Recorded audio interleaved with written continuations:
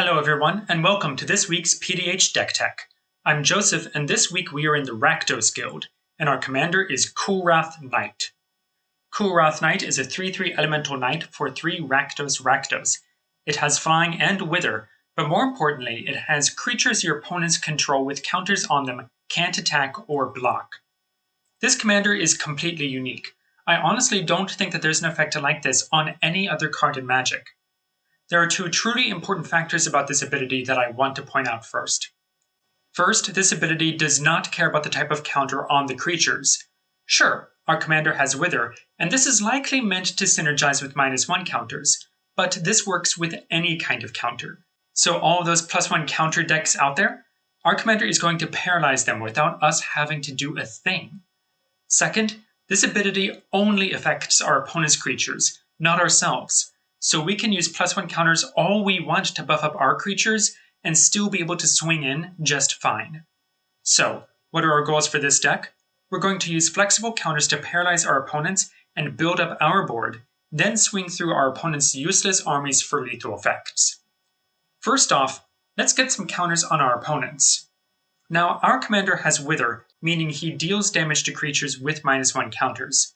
So we have plenty more Wither creatures, such as Cinderbones and Inescapable Brute, both of which will be perfect for engaging in combat with our opponent's creatures, as Cinderbones can act as a repeatable blocker, and Inescapable Brute must be blocked. More deadly, however, are going to be Infect creatures. These will still deal damage to creatures in the form of -1 counters, but will deal damage to opponents in poison counters. For this, some of my favorites are Razor Swine and Ichorclaw Myrrh. Now, obviously, combat with our creatures is going to put counters on our opponent's creatures, but we want to swing past our enemy's blockers, not constantly get caught up in engaging with them. So we have some great cards for putting counters on creatures at instant speed. First off, we can use our Wither and Infect creatures to ping enemy creatures. Power of Fire is a perfect example, allowing any of our creatures to infect an enemy creature, or even get that last poison counter on an opponent. An equipment version of this is going to be Viridian Longbow, which we can equip to another creature if the first one gets removed. And even without creatures, we have some great options for -1 counters. Scar will put a counter on something for only 1 mana, and Serrated Arrows will allow us to hold our opponents hostage. With a bank of 3 -1 counters, we can move at instant speed. However, we get to play with counters besides just -1 counters.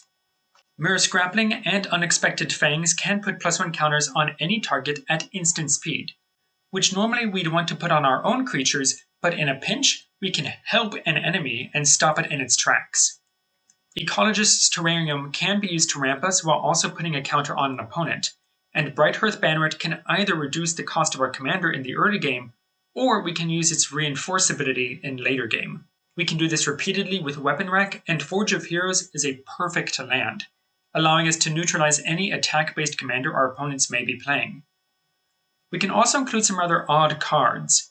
Cannibalize is usually a very strategically played card, removing 1 creature while putting counters on the other. But in this deck, we will get to remove 1 creature while neutralizing the other. In addition, Mark of Mutiny will let us borrow any creature and put a +1 counter on it. So long as we're using it, that's a benefit. But as soon as it goes back to our opponents, it's immobilized.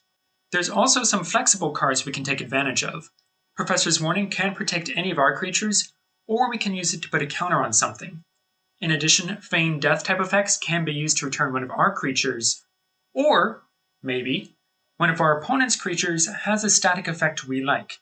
We can save it, but still put a counter on it, meaning we'll get the benefits from having it on the field, but not have to worry about it getting in our way. Now, we're going to be throwing around all these counters and locking up our opponents, sure, but how are we actually going to win? Well, once our opponent's creatures are immobilized, we can swing right past them for all kinds of damage. We've already discussed Infect creatures, which we can use to take out our opponents with poison damage. However, because we will be reliably making contact with our opponents, we can include some powerful and lethal cards.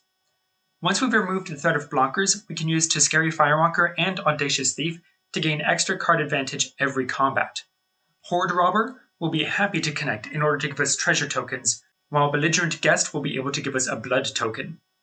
Blind Zealot on damage can sacrifice itself to destroy any creature that opponent controls. while the tool is Orders can give any creature the power to destroy artifacts on contact. And in the late game, we can return creatures from our graveyard to our hand repeatedly, using combat effects like Draugr Recruiter's Boast ability or Necromantic Thirst's on contact effect. However, while all of those will give us plenty of utility, we're going to use creatures like Urdwall Ripper to quickly get to lethal, where the creature will gain +1 counters each time it deals combat damage to an opponent. With all of our opponent's armies frozen in place, they'll be hopeless as this creature gets bigger and bigger. Finally, it should be noted that, since we are paralyzing our opponent's creatures with counters, we don't actually have to worry about removing them. And if our opponents don't have a sacrifice theme, they will be stuck with large armies on the board. We can actually turn this into an advantage with Stronghold Discipline. This will make each player lose 1 life for each creature they control.